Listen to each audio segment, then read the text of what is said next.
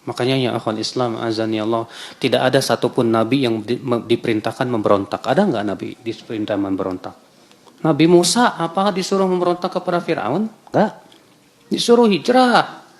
Kemana? Ke Baitul Maqdis. Nabi Muhammad apa disuruh berontak ke tirani Quraisy? Enggak. Disuruh hijrah. Kemana? Ke kota Madinah.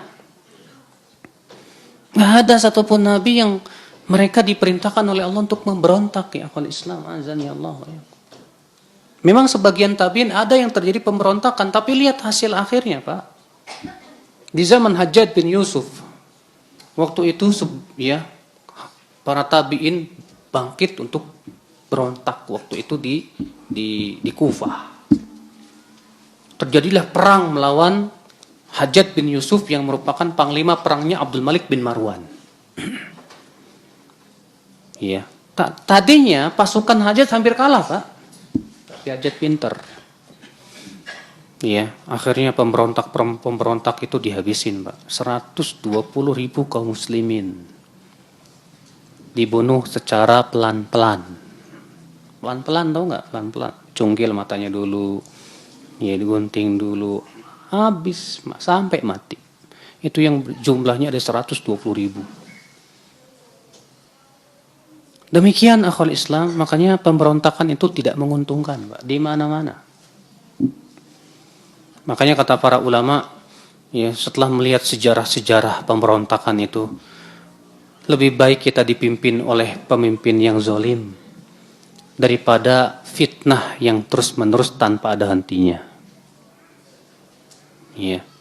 Lebih baik kita sabar, maksudnya menghadapi pemimpin yang zalim. Kenapa? Kalau kita sabar, insya Allah kesabaran kita akan memberikan hasil. Saya berikan bukti. Di zaman Imam Ahmad bin Hanbal, tahukah kalian, Imam Ahmad bin Hanbal disiksa 2 tahun lamanya, dipaksa mengatakan Al-Quran makhluk. Imam Ahmad hidup di bawah zaman tirani Mu'tazilah. Dan Anda tahu Mu'tazilah itu, Pak, keyakinannya kufur, Pak. Mu'tazilah itu mengatakan akal lebih tinggi daripada Al-Quran dan hadis. Mu'tazilah mengatakan, Pak, Allah tidak punya sifat. Mu'tazilah mengatakan, Pak, Al-Quran makhluk. Karena Al-Quran makhluk boleh dikritik oleh akal. Kufur nggak seperti ini, Pak? Imam Ahmad saja mengatakan siapa yang mengatakan Al-Quran makhluk kafir. Tapi Imam Ahmad belum mengkafirkan Khalifah Ma'mun dan khalifah-khalifah yang menyeru kepada Al-Quran makhluk karena adanya syubhat. Iya.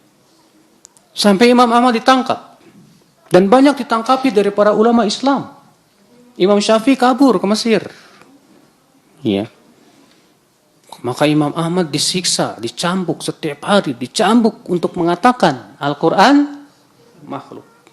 Tapi Imam Ahmad sabar. Gak mau beliau mengucapkan. Sampai-sampai ada salah satu muridnya berkata, ya Aba Abdillah, bukankah kalau darurat gak apa-apa? Udah ucapkan aja, gak apa-apa. Kata Imam Ahmad, kamu keluar. Kamu lihat apa yang ada di luar sana. Keluar, ternyata di luar udah ribuan orang siap-siap mencatat perkataan Imam Ahmad. Kata Imam Ahmad, kalau aku mengucapkan, berapa ribu orang yang akan aku sesatkan. Maka Imam Ahmad bertahan. Akhirnya sampai terjadi apa? Terjadi dialog. Seorang ulama ahlu sunnah melawan pentolan Mu'tazilah Ibnu Abi Duat di hadapan Khalifah Al-Wathiq Billah waktu itu. Dipanggil si ulama Ahlus Sunnah, saya lupa namanya, Ahmad bin siapa gitu. Dalam keadaan terikat di borgol. Kemudian dia mengucapkan Assalamualaikum ya Amirul Mukminin. Tapi tidak dijawab karena Al-Wathiq menganggap ya Ahlus Sunnah waktu itu kafir. Kemudian kata Al-Wathiq apa? Jidal. Kata ulama Ahlus Sunnah ini, hai Amirul Mukminin, bagaimana saya hendak dijidal sementara saya diborgol seperti ini? Ya udah, lepaskan dulu, lepaskan. Setelah itu Amirul Mukminin berkata, jidal dia, debat dia. Apa kata ulama Ahlus Sunnah wal Jamaah? Boleh saya bertanya yang terlebih dahulu? Silakan. Yang kalian serukan bahwa Al-Quran itu makhluk, itu diketahui tidak oleh Rasulullah? Palas, ya, Abu Bakar, Umar, Uthman, dan Ali. Apa kata siapa Al-Wathiq? Apa kata Ibnu Abi Duat? Mereka nggak tahu. Kata ulama Ahlussunnah apa? Subhanallah, yang tidak diketahui oleh mereka kalian ketahui, hebat benar kalian. Kata Ibnu Abi Duat apa? Coba ulangi ucapanmu.